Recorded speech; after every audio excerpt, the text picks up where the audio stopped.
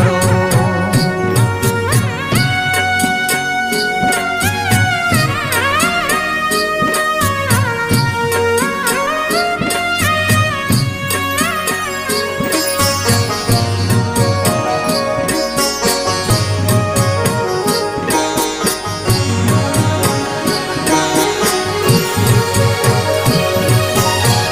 લખ 84 માં બહુ દીન ભટક્યા, ઘડી ઘડી પશુ અવતારો,